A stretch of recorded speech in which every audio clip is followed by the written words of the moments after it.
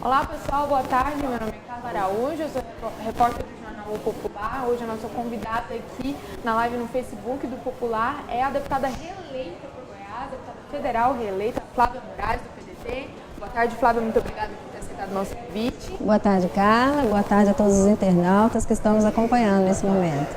Ótimo, Flávia, a senhora teve uma votação muito expressiva, a senhora foi a segunda deputada mais bem votada em Goiás, 169 votos, 169.776, quase 170 mil.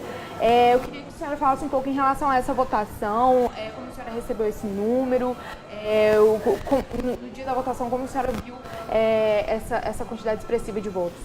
Eu fiquei muito emocionada. Nós tivemos aí nessa campanha um sentimento de mudança muito grande, então a reeleição ainda foi mais difícil.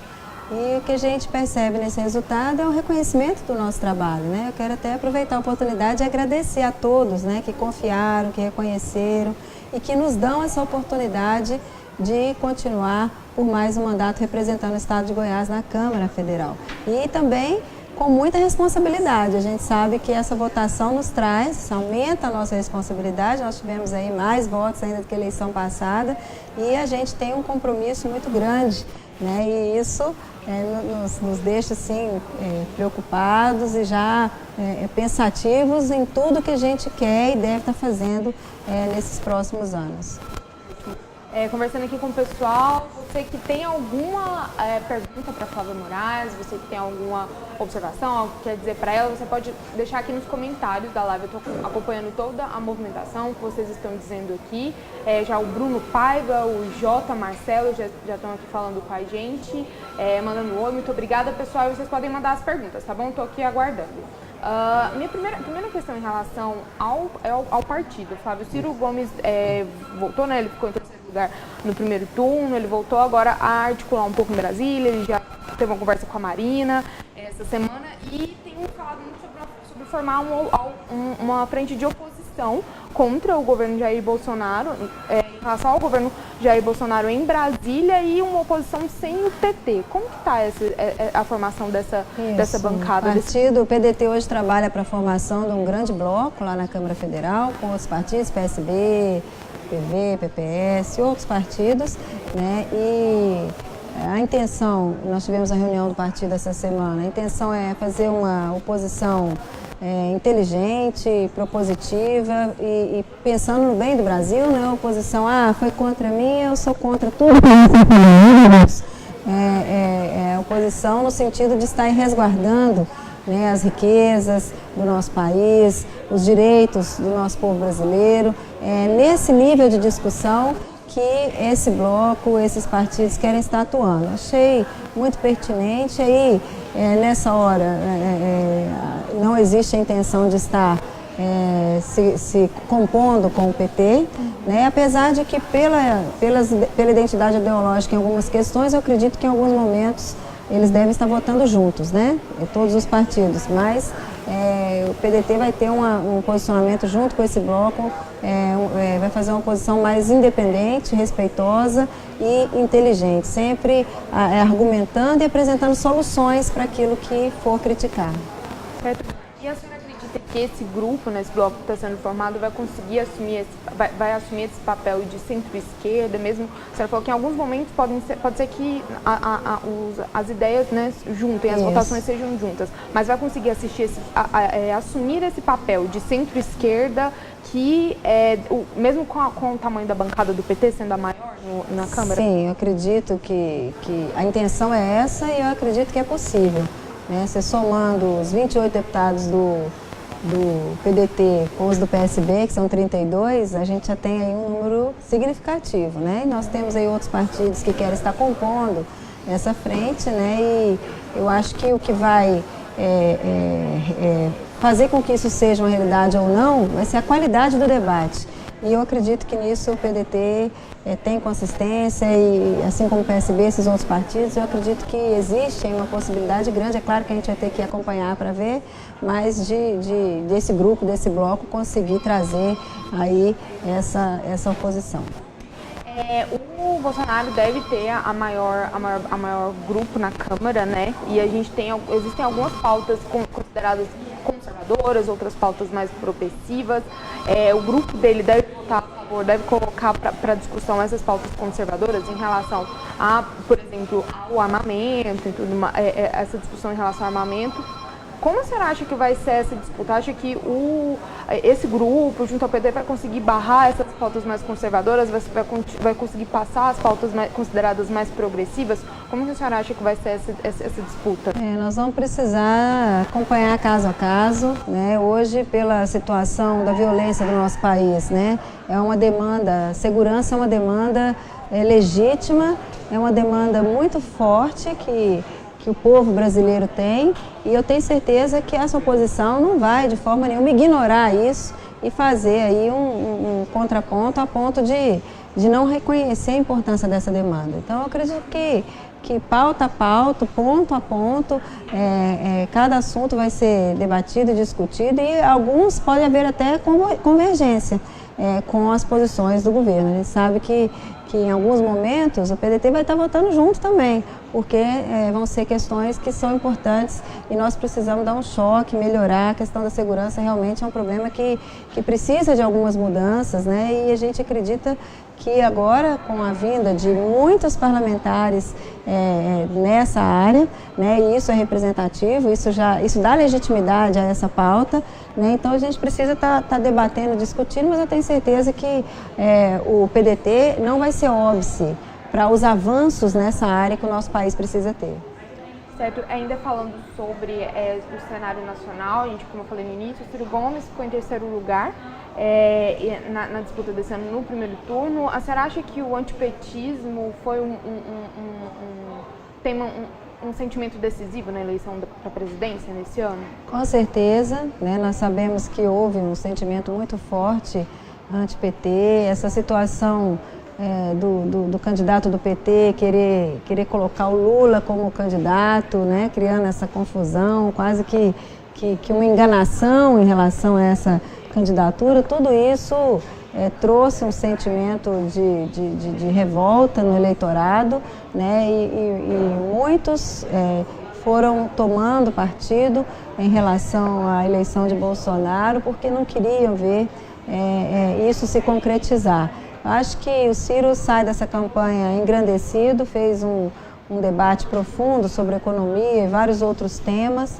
Ele conseguiu se destacar no momento em que a disputa ficou bem polarizada entre esses dois grupos mais radicais do nosso país. Então ele conseguiu trazer um debate, conseguiu crescer bastante nas pesquisas. Nós tivemos aí a Marina, que estava na frente dele, teve menos votos que o Cabo Daciolo, né? Que era um candidato que todos sabiam que não teria um crescimento tão grande, né? E não teve, mas ela teve uma queda enorme. E o Ciro se manteve, né? Mesmo sendo considerado sempre um candidato polêmico, que dizia uma coisa ou outra, ele conseguiu atravessar isso com a sua competência, com o seu conhecimento. Ele conseguiu ser aí o terceiro colocado nessa disputa, e eu tenho certeza que ele tem hoje condições de continuar fazendo um grande trabalho pelo país na discussão desses temas importantes do nosso país. Certo. E falando um pouco sobre como foi todo o processo aqui em Goiás, o PDT ficou ao lado de Ronaldo Caiado, né, declarou apoio à eleição do Ronaldo Caiado, que foi eleito governador aqui em Goiás. Hoje Caiado está ao lado do Bolsonaro e o PDT está formando esse bloco de oposição. Como fica essa relação? Normal, né, natural. No primeiro turno o Caiado não se posicionou, né, ele tinha todos os grupos apoiando a sua candidatura, e nós sabemos que esse sentimento de antipetismo que foi colocado aqui, ele acabou aproximando no segundo turno, né, o Caiado, e levando a declarar apoio a Bolsonaro, né, e da mesma forma o PDT é muito desestimulado também a declarar qualquer apoio, né, o próprio Ciro viajou, foi para o exterior, né, então a gente sabe que a situação ela é muito tranquila, né, com respeito a todas as forças políticas. Hoje o nosso governador eleito, ele tem uma base de apoio consolidada. Eu acredito que todos que os apoiaram estão hoje trabalhando pelo seu sucesso, para ajudá-lo, para que ele possa corresponder com as demandas do nosso povo goiano, e o PDT não vai ser diferente. Nós vamos estar juntos para ajudar no que for possível, né? E eu tenho certeza que ele respeita esse nosso posicionamento a nível nacional. Ótimo. Aqui agora uma pergunta para a senhora do J. Marcelo.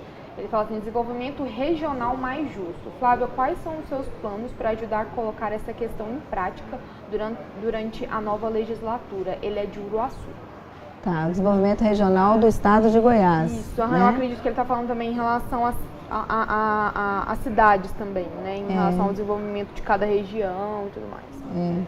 Aí isso passa pela regionalização, né, de alguns serviços importantes, né? Um deles é a questão da saúde, né? Então nós precisamos colocar, e o nosso governador eleito já esteve lá trabalhando firme com o nosso apoio junto à bancada federal, para conseguir, através de emendas de bancada, colocar e equipar esses hospitais regionais que alguns não foram inaugurados ainda, outros estão em fase de conclusão, mas que precisam ser colocados em funcionamento, né, para atender a população.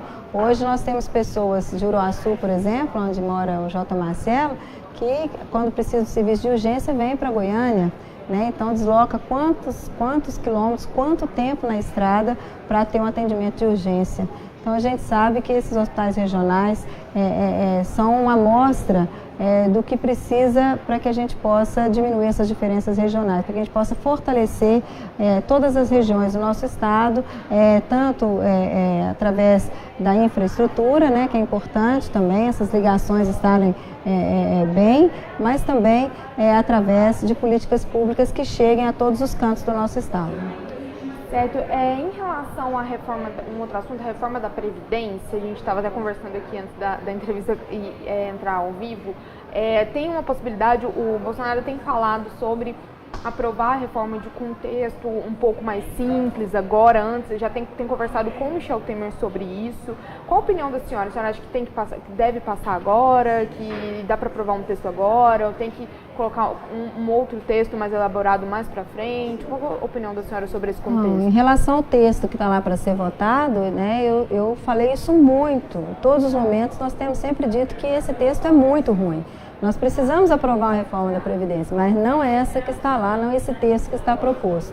Eu não sei quais as mudanças, eu não sei se Bolsonaro já teve condições de conversar com o Temer e detalhar as questões dessa reforma, desse texto que está lá, mas a gente tem questionado muito justamente porque ele não mexe com a DRU, né, que tira 30% dos recursos da Previdência, ele não fala das grandes empresas que são devedoras da Previdência e coloca todo o ônus do déficit da Previdência nas costas do trabalhador, que é quem paga em dia, né, que vai ter que estar aí agora trabalhando mais tempo para cobrir esse déficit. O pior, sem ter nenhum recorte sobre todos os trabalhadores vão ter o mesmo tratamento. Nós acreditamos que é preciso detalhar, fazer um recorte de renda, né? Aqueles que ganham mais tem como fazer uma previdência privada, tem como ter uma outra situação. E o trabalhador que ganha salário mínimo, ele não tem como ter uma reserva. E da mesma forma a questão das expectativas de vida que são diferenciadas, né? Nós temos no nosso país uma dimensão continental e nós temos aí regiões com expectativa de vida diferente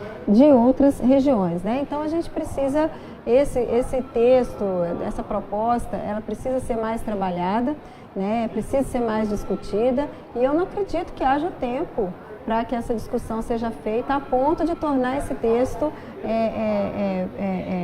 absorvível, né, pelos deputados que vão estar votando. É uma matéria que exige um quórum muito alto, né? Então eu acho muito difícil eles conseguirem, apesar de que eles estão anunciando, estão falando isso, eu acredito difícil votar isso ainda antes do final desse mandato.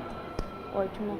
Aqui o pessoal, o Erlan mandando aqui, o Clemingos, parabenizando a senhora pela reeleição, Humberto, Web, o Rony também, Cristiana Brito, Martiniano, Cláudio. Muito obrigada, pessoal. Compartilhe a live, mande suas perguntas aqui que eu vou passar tudo para a deputada. Uma outra questão que deve entrar na próxima legislatura foi discutido agora nos últimos anos também, mas acabou ficando para a próxima em relação à reforma tributária. Como a senhora vê a necessidade sobre o texto que já está sendo discutido? Como a senhora analisa esse cenário? Essa reforma tributária, para mim, ela precisava ter sido a primeira reforma a ser debatida e aprovada naquela casa. Ela é um pouco difícil porque ela mexe com interesses diferenciados, né, dos vários estados. A gente sabe que ela é difícil de entrar num denominador comum, mas todas elas têm essa dificuldade. Eu acredito que essa é a que precisa acontecer primeiro, porque a partir daí você vai ver o que precisa mais ajustar e aí depois é que você vai mexer com o cidadão, com a vida do nosso cidadão brasileiro. A reforma tributária mexe também, mas com certeza a reforma da Previdência ela atinge milhões de brasileiros, né? Então nós precisamos, através da reforma tributária, criar condições de arrecadação, combater a sonegação, fazer aí uma avaliação da nossa dívida pública, né? E auditar a dívida pública, fazer tudo isso antes de a gente mexer e tirar direitos e conquistas do nosso trabalhador brasileiro. Certo. Lá na Câmara, alguém já procurou a senhora em relação à presidência, à eleição para a presidência da Câmara? A senhora já foi procurada para discutir? Não fui procurada, eu acho que ainda é prematuro, apesar de que a gente sabe quem são os nomes que estão aí correndo, e é claro que essa decisão nossa ela deve vir de uma discussão junto com o partido, porque lá na Câmara nós temos o partido que vai atuando, né, nas discussões, nas reuniões de líderes. Nós precisamos ter um posicionamento do partido antes de qualquer posicionamento nosso. Certo. E qual é a expectativa da senhora para o governo Bolsonaro aí, a partir de janeiro?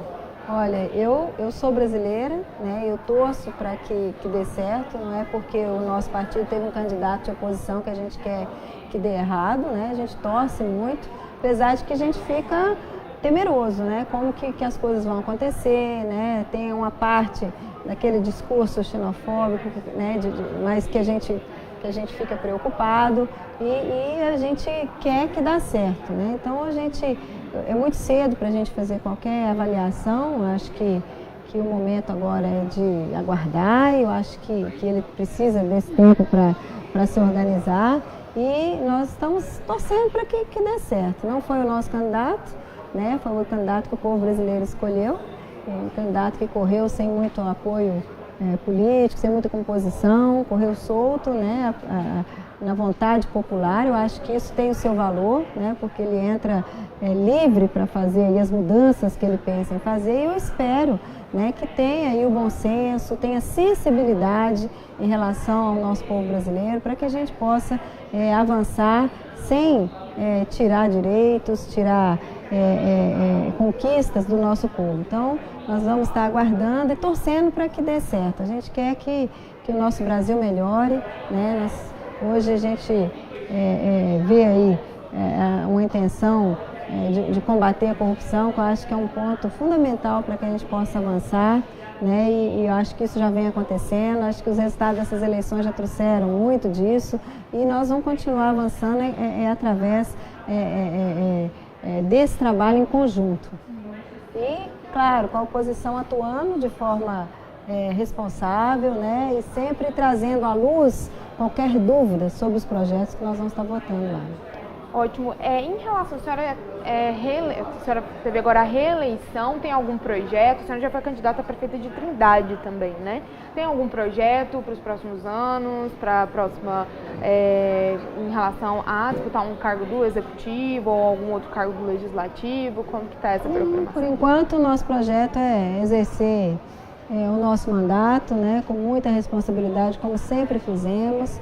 Eu tenho várias bandeiras que eu defendo lá na casa, né, a questão da mulher, municipalismo, né, meu esposo já foi prefeito, nós acompanhamos a vida de vários prefeitos, nós sabemos as dificuldades que os municípios têm hoje devido ao Pacto Federativo, a distribuição muito desigual de recursos que ficam grande parte na União, um pouco no estado e muito pouco nos municípios, nossos prefeitos sempre de pires na mão.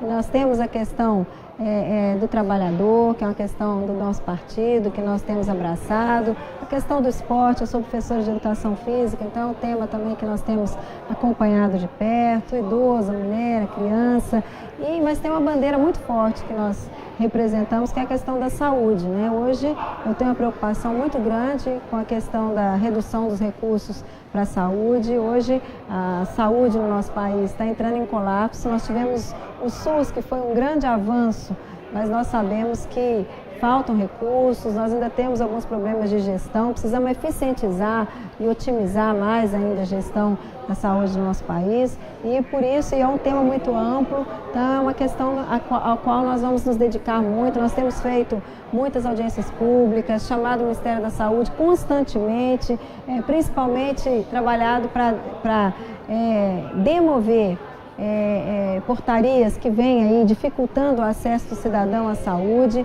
né? Alguma coisa que a gente consegue através de lei, como foi a lei do câncer, que criou um prazo de 60 dias a partir do diagnóstico, para que o paciente inicie o seu tratamento. Nós tivemos depois uma portaria que queria que fosse 30 dias, 60 dias depois do prontuário, e a gente precisou derrubar essa portaria. A questão do acesso à mamografia, que antes era a partir de 40 anos, através de portaria eles puseram o acesso a partir de 50 anos, nós tivemos também que derrubar. Então, esses são só exemplos, mas nós temos aí demandas muito fortes, muito importantes, muito prioritárias nessa área, e é uma área que a gente tem se dedicado muito e vamos continuar. A questão do orçamento sempre é muito desafiadora, e nós estamos brigando e vamos continuar brigando por isso, mas também os atendimentos em áreas específicas que exigem de nós dar lá, através das audiências, do que nós fazemos, dar visibilidade para determinados temas. Por exemplo, hoje a falta de medicamentos para as pessoas com diabetes, né? Nós temos falta de insulina. Então, nós tivemos aí durante a nossa caminhada e temos tido frequentemente a solicitação de pessoas para que a gente lute por isso, para que as pessoas possam ter acesso, principalmente às insulinas especiais. Nós temos a hepatite C, enfim, são muitos problemas, cirurgias eletivas, né, que o projeto, a lei de 60 dias foi uma de autoria nossa. Nós temos um projeto também de autoria nossa que cria prazo para o SUS realizar cirurgias eletivas. Elas são cirurgias que não são sensíveis ao tempo no começo, elas não são cirurgias que são casos de vida ou morte, mas hoje, pela sua demora, e o paciente está esperando 3, 4 anos para conseguir uma cirurgia eletiva pelo SUS, ela começa com uma cirurgia simples e culmina numa cirurgia de emergência, porque pela demora da sua realização. Então, o SUS é um sistema, ele precisa se organizar para ter. Hoje, o problema do SUS é o prazo, é o tempo de espera que as pessoas têm que ter para conseguir os procedimentos pelo SUS. Então, a gente precisa melhorar isso, melhorar esse acesso, trabalhar com mutirões, com ações que venham acabar com essas filas, com essas listas de espera pelo SUS. A gente sabe que isso é um grande desafio, mas eu falo sempre que a saúde tem que ser tratada com prioridade em todas as esferas de governo. Eu falo que não pode ter dinheiro para show, para outras coisas, enquanto a gente ainda tiver faltando leitos de UTI. Imagina você, leito de UTI é uma coisa que não pode faltar, né, cara? Quando o paciente chega precisando de um leito de UTI, ele não pode esperar, ele precisa, né? Então a gente sabe que essas são demandas caras, importantes para a nossa comunidade, que infelizmente hoje ainda não consegue atender no tempo, no prazo que o nosso povo necessita. Então, essa é uma questão que a gente sabe que nós vamos estar abraçando, né, já temos feito e vamos continuar, e cada vez mais preocupados, né, com a restrição de recursos, com a diminuição de recursos e muitas vezes com a falta de sensibilidade de alguns gestores que atuam nessa área. O Orlando aqui mandando um oi também, a Maria Ramos. A Abigail também parabenizando a senhora. Obrigada a todos. O Rodinelli, o Weasley, certo? Em relação ao governo Caiado, falando novamente aqui sobre Goiás, qual que é a expectativa da senhora? A gente viu, essa semana mesmo a gente teve esse aumento, essa votação no Senado, que pode ser que onere ainda mais a folha de pagamento aqui no estado, vai ser um pouco mais para frente, mas mesmo assim é um problema que o governador eleito vai ter que lidar. Qual a expectativa do PDT da senhora em relação a esse governo aqui em Goiás? Dificuldades todos vão ter, né? Todos os estados do Brasil têm dificuldades, todos os municípios, né? Dificuldade é geral no nosso país, né? governo. Ele está bem intencionado, ele vai pegar muitas dificuldades, isso vai, qualquer um em todos os estados hoje vão pegar, mas ele vai trabalhar e nós vamos trabalhar e torcer muito para que ele consiga corresponder, né? O nosso estado tem muitas demandas, mas como ele mesmo diz, é um estado muito produtivo, é um estado rico, é um estado maravilhoso e nós vamos conseguir avançar sim com esse trabalho, com esse mandato. Eu falo que o grande trunfo desse mandato dele é ele ter sido eleito, assim como o Bolsonaro, pela população, pelo povo, né? Sem muitos acordos e conchavos, ele não vai ter que estar loteando secretarias para atender um ou outro grupo político, então ele está livre para fazer uma gestão assim voltada para o povo, para atender a comunidade, com um quadro que ele vai poder estar exigindo mais, cobrando, acompanhando. Então eu tenho certeza, estou acreditando muito, né, que esse governo vai, é claro que não vai trazer todas as respostas, não vai resolver tudo num passe de mágica, mas vai trazer aí com muita coerência, vai conseguir fazer com que ele consiga sair de cabeça erguida, como ele sempre fala também, desse mandato. Ótimo, excelente, é isso. Deputada, muito obrigada por ter aceitado o nosso convite, muito obrigada por essa entrevista. Se a senhora quiser falar alguma coisa para terminar o pessoal. Quero agradecer, né, mais uma vez e dizer que nós estamos aí trabalhando, nos preparando para dar continuidade a esse trabalho que nós já fazemos, né, mas com certeza vamos estar aí. Quero reafirmar todos os nossos compromissos de continuar trabalhando muito, com muita responsabilidade, sempre defendendo os interesses do nosso povo goiano. Que Deus nos abençoe muito, né? E eu queria trazer aqui uma mensagem de esperança e de fé. Eu acho que nós precisamos, e aqui eu quero parabenizar o povo de Goiás, o povo do Brasil, porque conseguiu fazer, aí trazer uma grande resposta nas urnas, né? Eu acredito muito na mudança da política desse jeito, através do seu voto, através da sua manifestação, né? E eu quero aqui pedir a Deus que nos abençoe muito e convidar a todos para que a gente tenha muita fé, muita esperança, que nós vamos mudando, vamos avançando para melhor, com muitas dificuldades, mas nós vamos avançando para melhor. Que Deus nos abençoe muito e obrigada, viu, Carla, pela oportunidade de estar aqui com você. Ótimo. Obrigada, pessoal, todo mundo que acompanhou a nossa live, continua curtindo, compartilhando os nossos posts na página do Popular no Facebook. E até a próxima.